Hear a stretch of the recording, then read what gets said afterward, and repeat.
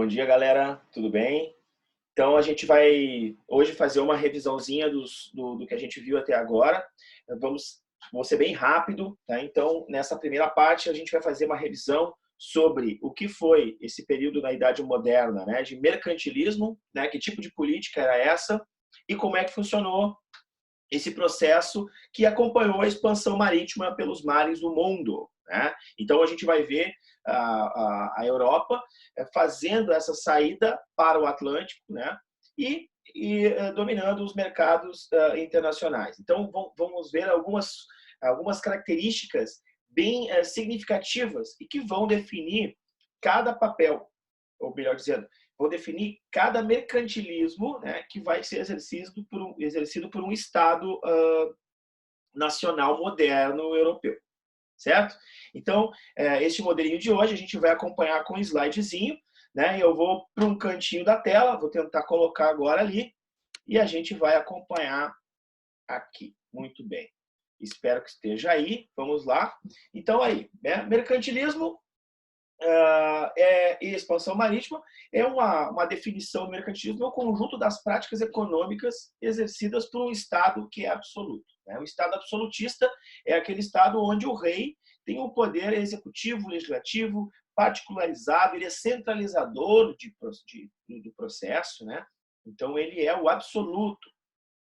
E isso ocorre mais ou menos quando? Entre o século XV ao século XVIII. Então, esse período inteiro aí, começando com Portugal, né, o primeiro estado a se formar, e a gente viu em sala de aula, a gente discutiu em aula que Portugal teve as características importantes que foram características, por exemplo, da junção da coroa com a burguesia, com a nobreza e com o apoio incondicional da igreja, né?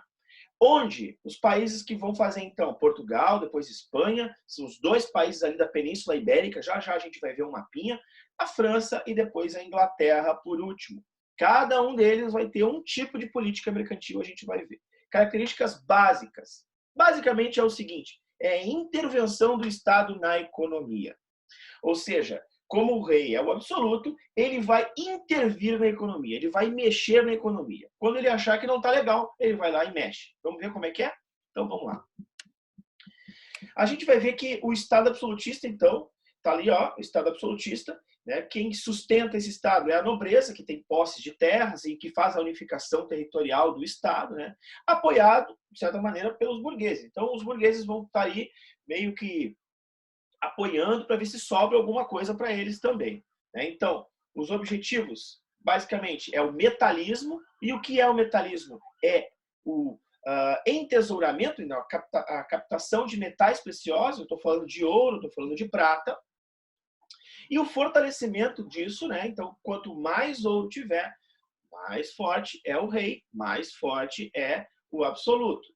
Quais são os meios utilizados para isso? Então, temos algumas políticas importantes. Tá? A primeira política é proteger o mercado.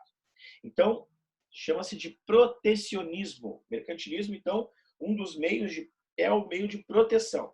Segundo, colonialismo, ou seja, eu vou a um lugar e vou colonizar esse lugar, vou explorar esse lugar. Explorar de que maneira?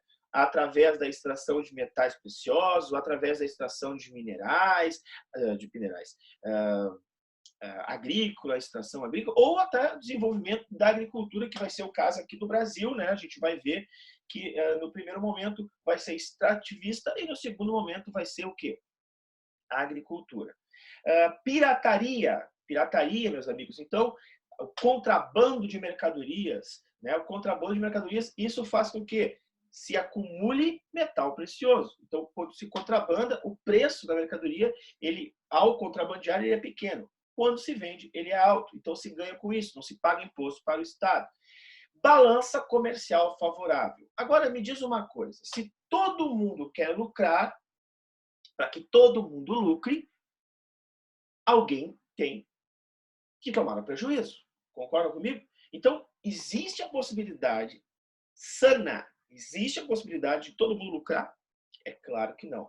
Mas os estados vão lutar para que a sua balança seja comercialmente favorável, ou seja, a soma daquilo que se vende né, e daquilo que se compra tem que ser sempre pró-Estado. O Estado tem que ganhar, certo? Então, vão ser os meios que os Estados vão ter para desenvolver o seu poder, né, a sua força, o seu empoderamento real. Né? Os meios são esses, né? Protecionismo, colonialismo, pirataria, balança comercial favorável.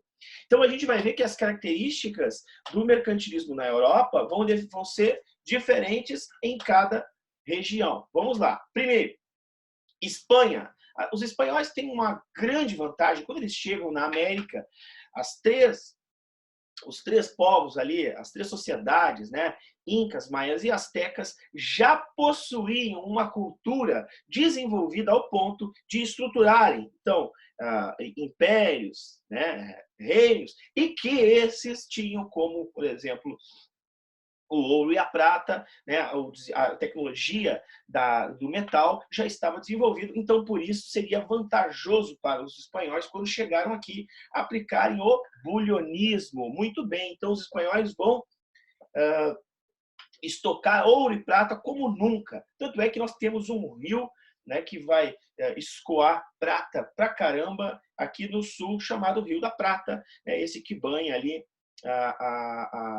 o litoral de Buenos Aires e também no litoral do Uruguai, né? De Colônia de Sacramento e assim por diante. A França, bom, a França tem esse cidadão com esse cabelo maravilhoso aqui ao lado, né? Chamado Colbert, né? O Colbert, tá aqui ele, ó, tá aqui ele.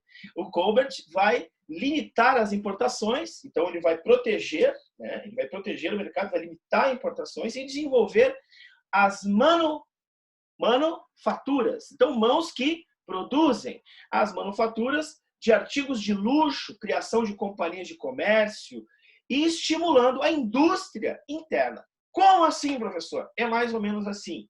Como está acontecendo hoje, né?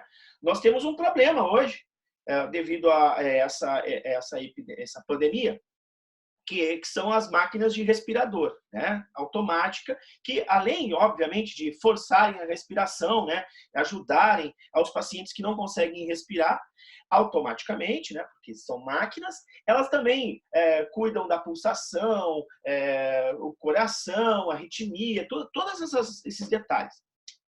But essas máquinas são importadas. O Brasil não produz aqui, assim como os equipamentos de proteção, né, que são os chamados EPIs, como máscaras, luvas, o Brasil não produz aqui. Por quê? Porque o imposto para os artigos de produção para essas mercadorias são muito altos. Então, o que acontece? São produzidos basicamente onde? Na China. Então, nós estamos dependentes da China. O que está acontecendo hoje? Várias universidades, né, várias faculdades hoje estão disponibilizando tecnologias para substituir as máquinas e os insumos de EPIs que são importados. Então, vejam bem, uma crise, ou seja, não é uma questão de nós estarmos nos protegendo, é uma necessidade hoje de produção interna. Então, o que Colbert estava criando? Estava criando uma necessidade de produção manufatureira interna. Como? Não comprando, não importando, e sim desenvolvendo a sua indústria. Com isso, ele gerava o quê? Ele gerava economia interna, empregabilidade, ele gerava automação, ele impulsionava a tecnologia. Né? Então, tudo isso vai levar ali a França ao desenvolver o chamado e conhecido industrialismo. Perfeito? A Inglaterra vai ser o seguinte, ela vai adotar as tarifas protecionistas, ou seja, é o pedágio, né, gurizada? O que significa isso? O desenvolvimento de uma frota naval, ela vai ter muitos navios, uma marinha mercante muito poderosa, que vai controlar o desenvolvimento, os corredores de negócio no Atlântico e vai fazer uma política conhecida como comercialista. Ou seja, todo o comércio vai ser controlado por ela. Então, passou aqui, paga uma coisa para mim aqui. E essa adoção de tarifas, de impostos sobre a produção, né, vai ser feita pela Inglaterra, porque a Inglaterra detém, então, a maior frota naval de todos os tempos. E esses impostos vão servir para acumular capital, então vão ser capital acumulado, dinheiro acumulado, prata, ouro acumulado, para se investir mais adiante em indústria. Muito bem. E aí as grandes navegações. E como é que começam as grandes navegações? Bom, as grandes navegações, primeiro, a definição é que é um período das nações europeias iniciaram o processo de exploração e conquista de novos territórios que ampliou o mundo até o então conhecido planeta que nós temos hoje, certo? Então, quando é que isso ocorre? Por volta do século XV ao século XVI, né? Então, começam o processo de reconquista da Península Ibérica, principalmente a Península Ibérica, e uma necessidade, a gente já falou isso, uma necessidade dos portugueses, que foram os primeiros estados a se formar, a fazer o contorno na África, ou, sei lá, ir de uma linha reta, tentar chegar às Índias. E por que que os portugueses... porque são portugueses, né, professor? Não, mas por que que os portugueses... já falei, não. Mas por que que os portugueses não vão pelo Mediterrâneo? Ou seja, Mediterrâneo são as terras. Então, é o mar que está entre a Europa e a África. Né? E se eu for pelo Mediterrâneo, professor, eu vou chegar no Oriente Médio, que também está no meio. E aí é muito barbado, eu vou a pé ali, né, e compro as mercadorias da Índia, da China. Mas não, queridos, não. Por que não? Porque o Mediterrâneo está trancado, trancafiado, fechado, está em crise, está em guerra. E por que essa guerra? Lembrem das cruzadas. Então, as cruzadas fecharam as relações, acabaram com as relações comerciais entre o mundo ocidental e o mundo oriental. É uma guerra entre o cristianismo e o islamismo. Então, nós temos aí um problema. E este problema, então, vai fazer com que Portugal busque alternativas, né, para buscar as especiarias lá nas Índias. Então, as busca de metais preciosos, especiarias, tentativa de romper o monopólio das cidades italianas, né? Quer dizer, os italianos detinham todo o comércio e quando isso trancou, os italianos ficaram sem poder comercializar, né? Porque as mercadorias não chegavam mais. Então, a expansão da fé cristã também vai ser outra justificativa. Não esqueçam que nós temos um processo de ruptura, né, da igreja, que vai gerar, então, essa necessidade da contra-reforma, ou seja, da expansão da fé cristã para o além-mar. Então, vão buscar gentios, né, vão abrir as chamadas, vocês conhecem, as reduções jesuítas, né? Então, nós vamos ter reduções aqui no Rio Grande do Sul, a redução de São Miguel e Santo Ângelo. Alguns de vocês devem ter viajado comigo para lá no 5º ou no 4º ano. Então, nós vamos ter o fortalecimento das monarquias nacionais, o desenvolvimento de uma política mercantilista. Então, tudo isso são características desse processo expansionista. Renascimento cultural. Então, o renascimento cultural é uma ferramenta importante, né, da busca da fé. Né, o renascimento cultural também vai buscar os elementos do homem, né? Quer dizer, vai acabar com aquele imaginário medievo, né, de que além-mar, por exemplo, nós temos monstros, dragões, né, o planeta tem um fim, né, é muito perigoso, é nebuloso, é dominado por demônios. Então, esse imaginário medieval, ele vai sendo substituído por esse novo homem que surge, né? Surgimento de novos aparelhos de navegação que são herança do mundo árabe, né? dessa experiência que a Espanha e Portugal vão ter na Península Ibérica, né?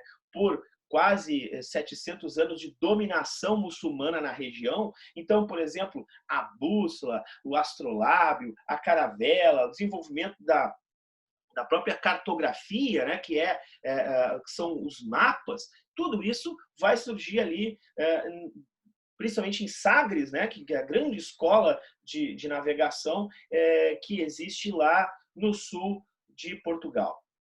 O alívio das tensões sociais, o secundário, quer dizer, Nós tivemos 7 cruzadas, 8 cruzadas, né? E nós tínhamos muitas embarcações saindo também da Europa, buscando essa. Então, as tensões sociais acabam se aliviando, aquela tensão social que nós tínhamos no mundo medieval antes, né? Com muitos guerreiros, com muita gente pobre, né? Com as camadas sociais estagnadas ali, né? Entre servos e senhores e o pequenino núcleo de clero e tal. Então, isso começa, o Estado moderno, ele, de certa maneira, vai dar um alívio, né, a essas tensões sociais, porque ele, de certa maneira, unifica territórios, ele cria um conjunto de leis, estabelece relações, né, econômicas dentro do Estado. Enfim, o Estado como é hoje, né? Porém, naquele momento, a gente tem que guardar que era um Estado absolutista. Guerras para ocupação e prestigiar nobres, né, que seria um ponto secundário também. Que guerras são essas? Né? Então, são guerras de conquistas de territórios, divisão de territórios, para contentar alguns nobres que apoiaram, que deram, né, um voto de confiança ao rei lá no início desse processo. E os portugueses, está ali o mapinha, né, no teu canto direito do vídeo, né, os portugueses vão unificar esse território ali, né, Porto, Lisboa e a região de Lagos, lá na pontinha, né, que é a região de Lagos, lá onde está Sagres, aquela pontinha lá que eu falei para vocês, que é a escola marítima, né, centralização prematura de Portugal, né, mas vai centralizar o poder. A burguesia mercantil é atuante em Portugal. Portugal tem uma posição geográfica importante. Ontem eu estava vendo o jornal, inclusive, com licença, vou tomar um cafezinho, falando sobre por que não tem tantas pessoas. Olha que Portugal é um país com muitos idosos, né? Por que está dando tão certo o isolamento social em Portugal? E por que não chegou contundentemente, né, a essa pandemia em Portugal? Porque, na verdade, Portugal também tem uma posição estratégica. Ele é um país mais ao oeste, né, da Europa, de frente para o Atlântico. Rapidamente foram tomadas as medidas de fechamento de aeroportos, portos e aduanas. Então, Portugal tem se protegido muito bem, né, dessa doença que acaba vindo do leste, né, do leste europeu e demora a chegar em Portugal. Muito bem. A posição geográfica, então, é favorável, estratégica, né, o país que está de frente para o Atlântico, né, e a escola de Sagres está lá, é o que eu já tinha falado para vocês. Então, as principais viagens ocorrem em 1415, chegando aqui, ó, nessa cidadezinha, Ceuta, com U, né? Ceuta, que é uma cidadezinha que fica ali, mais ou menos, nesse estreito que chama Estreito de Gibraltar, fica mais ou menos ali uns 20 quilômetros, talvez, um pouco menos, de distância, né? Do continente europeu para o continente africano. A cidade de Ceuta era um grande entreposto econômico muçulmano, então por ali entrava ouro, prata, tinha um grande volume de mercadorias que vinham aqui do Oriente, né? Vinham do Oriente através das caravanas, chegavam ali e acabavam entrando na Península Ibérica, que era dominada pelos muçulmanos. No processo de expansão, né, ou de reconquista desse território, então foram sendo empurrados os muçulmanos, e a dominação de Ceuta fez com que esse comércio de ouro acabasse se esvaziando. Então, Portugal basicamente entrou em Ceuta e a cidade se transformou numa cidade fantasma, uma cidade vazia. Foi o primeiro entreposto português a ser conquistado e a cidade ficou vazia. Portugal não tinha mais nada para fazer nessa cidade. Então, em 1488, né, passado um tempo, então Portugal vai contornar o Cabo da Boa Esperança, mas antes de chegar ao cabo, gente, ele tem N excursões, não, N incursões, né, na tentativa de passar o cabo. Principalmente aqui, ó, essa regiãozinha aqui, né, então, passando essa região aqui, ó, isso aqui extremamente difícil de passar, porque as correntes marítimas aqui é chamado o Cabo Não, ou o fim da terra, né, essa região aqui, o Cabo Bojador, né, essa região aqui foi muito difícil de ser passada. Conseguiram passar essa região Quem passou aqui foi Bartolomeu Dias, né? E depois o Cabo da Boa Esperança, que foi, né, passado por Bartolomeu Dias também, mas foi batizado de Boa Esperança depois, porque antes disso era o quê? Era o Cabo das Tormentas, era horrível, não tinha como passar. Então, em 1488, Bartolomeu passa o Cabo da Boa Esperança, ou o Cabo das Tormentas, chega em Portugal e diz, consegui passar o Cabo das Tormentas, e aí o rei disse assim, não, Bartolomeu, passaste o cabo, então este nome está muito demasiado, vai se chamar Cabo da Boa Esperança. Em 1492, então, Cristóvão Colombo morreu achando que tinha chegado às Índias. Cristóvão Colombo faz em linha reta, chega em Guanaane, na América Central, e diz que chegou onde? Chegou às Índias, né? Então, o Christopher Colomb vai dizer o seguinte, olha, todo esse povo aqui é um povo indígena, por causa das Índias. Então, o nome de índio, né, vai ser dado de maneira errônea por o senhor Cristóvão Colombo, que vai falecer achando que havia chegado às Índias, e mal sabia ele que havia descoberto, entre aspas, descoberto, porque a gente já viu isso, não se descobriu nada, só se dominou, se conquistou, porque aqui nós já tínhamos, então, as populações incas, maias e astecas, esses aborígenes que já estavam aqui na região, seres autóctones que já estavam aqui desenvolvendo as suas culturas. Em 1498, então, as Índias, via África, por Vasco da Gama, chegam às Índias, está ali no mapinha ao lado, e não o trajeto da rota do Vasco, chega às Índias. Em 1500, então, o Brasil, com Pedro Alves Cabral, chega para dizer, isso aqui é nosso, mas a gente vai tentar entender o porquê, né? A gente já viu isso, né? O porquê que Portugal não vai, né, dizer que já existe uma terra e ela pertence a Portugal, e por que em 1500 vai fazer isso? 1519, então nós temos a circunnavegação por Fernão Magalhães, na Espanha, que vai circular o planeta, né? E aí, então, nós temos a disputa entre Portugal e Espanha pelas novas terras. Então, vejam bem, em 1493, então 7 anos antes do descobrimento do Brasil, cuidado, não é descobrimento,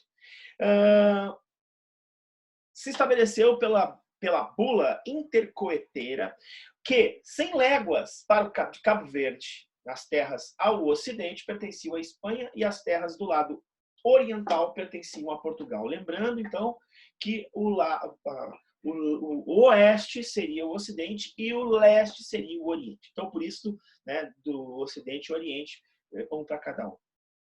Em 1494, os portugueses, achando que estavam sendo surrupiados, e por isso não iam ficar com porcaria nenhuma, só com o mar, né, eles propuseram lá na cidade de Tordesilhas, em Espanha, que 300, e não 100 léguas, 370 léguas a Cabo Verde pertenceriam à Espanha, e o lado oriental pertenceria a Portugal. E esse tratado, então, substituiu o tratado anterior, levando aqui, gente, a 1494, ampliar o território português na América. Agora eu pergunto para ti.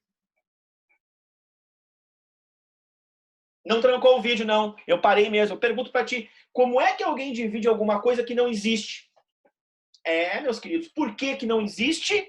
Porque, na verdade, Portugal não quis tomar posse quando descobriu, junto com a Espanha, porque não havia interesse nenhum para os portugueses no Brasil. Por quê? Só existia no Brasil índios pelados, papagaio e mosquito. Queridos, as culturas que aqui existiam não tinham um desenvolvimento tecnológico, ou seja, a fundição do ouro e da prata, na produção de manufaturas, produção de temperos, nada.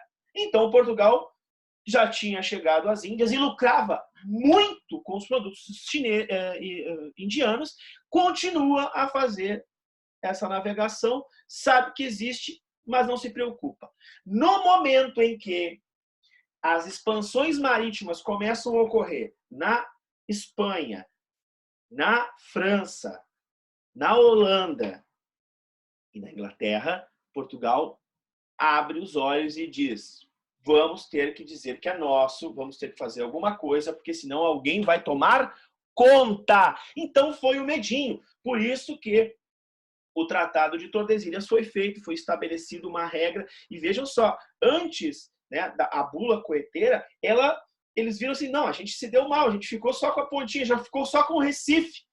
Não dá para ficar só com o Recife. Né? Não dá para ficar só com um pedacinho de Natal. Vamos ter que ocupar mais território. Então, ninguém sabia muito bem onde é que essa linha passava. O fato é que ela existia e dava mais capacidade terrena de exploração de Portugal a este novo território. Consequências dessas grandes navegações, então, são as seguintes, meus queridos. Deslocamento do eixo econômico sai do mar Mediterrâneo, comércio com as Índias que ocorria entre italianos ali e os muçulmanos, sai dali, Península Ibérica com Ceuta, sai dali e passa a ser o Oceano Atlântico, a relação entre o Oriente e o Ocidente. Segunda característica, ampliação do comércio em escala mundial. O comércio se tornou algo muito importante, factual, necessário, né? Ora, comer uma comida sem tempero não dava, né? Então, era necessário buscar esses temperos, buscar essas especiarias lá nas Índias e, enfim, né, continuar com a vida que já existia. Vejam que isso é coisa de gente com grana. Né? O pobre que não tem tempero vai comer sem tempero. Quem é que bota, né, e diz, ó, tem que ter tempero? É a burguesia, é a nobreza, né? É o clero que vai querer, que é o rei, que vai querer fazer a expansão marítima. Fortalecimento das monarquias europeias. Então, o rei, quanto mais desenvolvia seu estado para as navegações, para o comércio, mais ele tinha poder. E, sem dúvida alguma, o Império Português foi um dos mais poderosos do mundo. Chegou a ser um dia um dos mais importantes do mundo. E o desenvolvimento técnico e científico, sem dúvida alguma. Obviamente que temos que dar os créditos a quem? Os louros aos muçulmanos, que há muitos anos já desenvolviam essas atividades econômicas, né? Não só os muçulmanos do Oriente Médio, mas também o astrolábio e outras tecnologias, caravela, que vinham lá do Oriente, meus queridos. E essas tecnologias foram adaptadas com as necessidades europeias. Então, sem dúvida alguma, o registro cartográfico, que é o desenho dos ambientes que se percorriam, das paisagens que se percorriam, dos animais que se descobriam, a leitura das marés, a leitura das correntes marítimas, tudo isso é importante, tudo isso é ciência, tudo isso foi fundamental para a expansão marítima, para a expansão técnica, para a expansão científica. Queridos, então, hoje a aula é com essa característica, né? Nós temos uma revisão do processo mercantil e do Estado absolutista, né? Da política absolutista e da descoberta, né? Desses novos territórios, dessas novas tecnologias. Espero que vocês tenham gostado da revisão. Ela foi rápida, mas ela é precisa, ela é importante para que tenha uma ideia geral do que aconteceu. Vou fazer mais uns outros vídeos agora para vocês, explicando esses outros conteúdos que a gente viu também, falando sobre o Brasil. Certo? Um grande beijo, não esqueça, lave a mão, não saia de casa, já já estamos de volta, estou morrendo de saudade de vocês. Falou!